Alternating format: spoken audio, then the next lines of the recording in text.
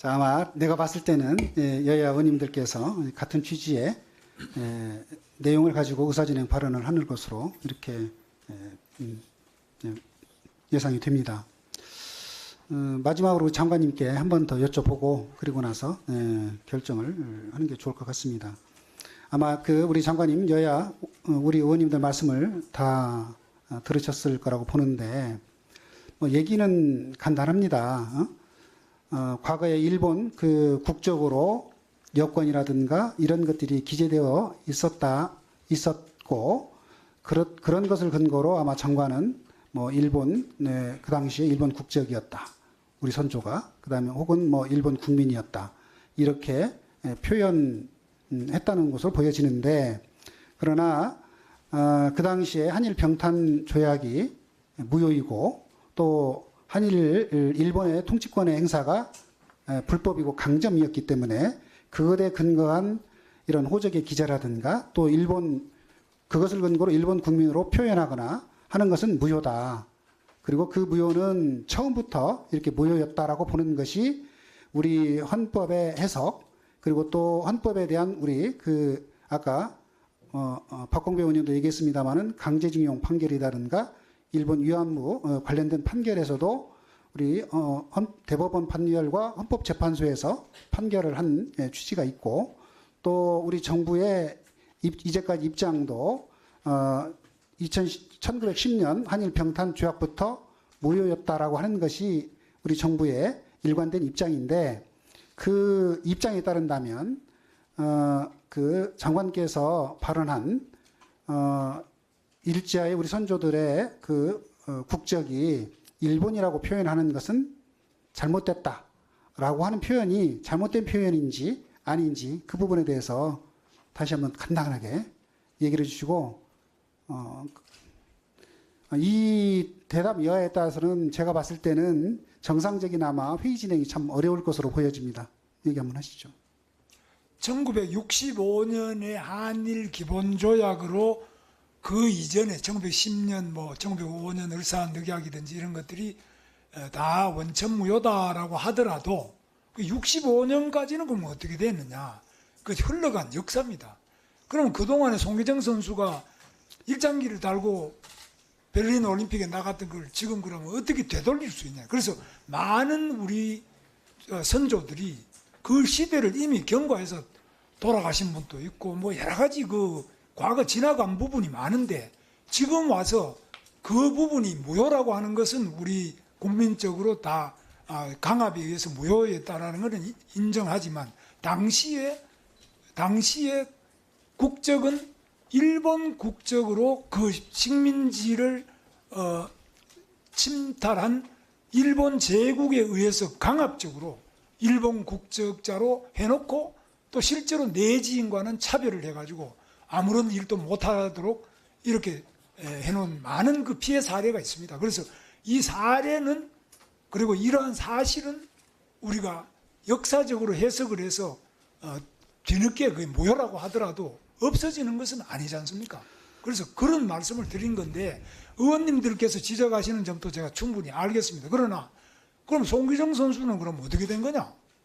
왜 일장기를 달고 나갔느냐? 그러나 그분은 애국자였다고 저는 보지 친일파라고 생각하지 않습니다. 그래서 이 점은 제가 여러 번 말씀드렸는데 자꾸 반복하는 것이 마땅치 않다고 생각합니다만은 저도 의원님들하고 그 점 생각이 같습니다.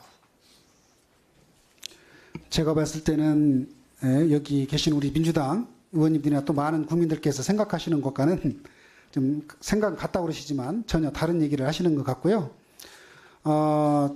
1965년 한일 기본권 협정 당시뿐만 아니라 우리 재헌헌법, 현행헌법의 이런 해석과 관련된 대법원 판결 또 헌법재판소 결정에 의하면 일제하 그러니까 1910년 한일 강제 병탄 조약 자체가 강압적으로 이루어진 것으로서 무효다. 그리고 그에 근거한 일본의 통치권 행사가 불법이다. 라고 하는 것은 우리 정부의 일관된 입장이고 그 당시에 합법적이었다가 해방 이후에 무효로 됐다고 하는 게 일본 정부의 입장입니다. 근데 지금 여전히 계속해서 우리 장관께서는 사인도 아니고 국무위원으로서 일본이 주장하는 얘기를 계속 지금 하고 있다고 지금 보여집니다.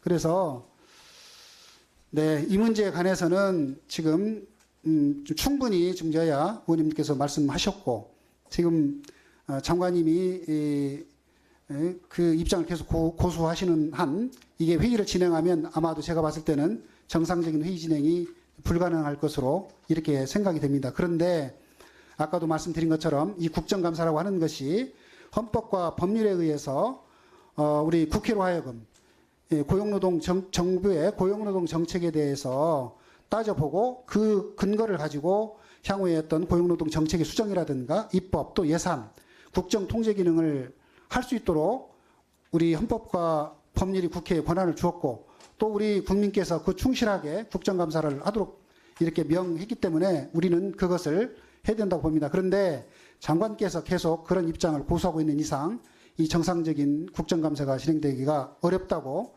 저로서는 판단할 수밖에 없기 때문에 원활한 국정감사를 위해서 오늘은 우리 장관께서 퇴장해 주시기를 바랍니다. 그렇게 하고 나머지 국정감사를 계속 진행하겠습니다.